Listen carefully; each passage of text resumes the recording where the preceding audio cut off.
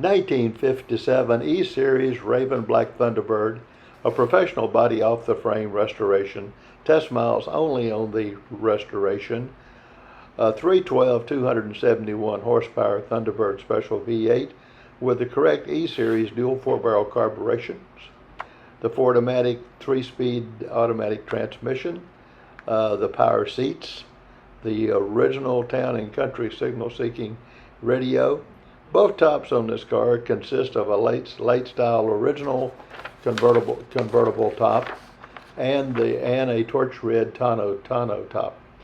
1957 Ford engine dress-up kit option. The Concours correct rear deck antenna. The real Thunderbird wire wheels with the 750/14 radial wide white walls. New correct XH interior with the proper embossments, again installed in Mentor's Thunderbird restoration facility. The 1957 Ford factory invoice comes with this car for documentation.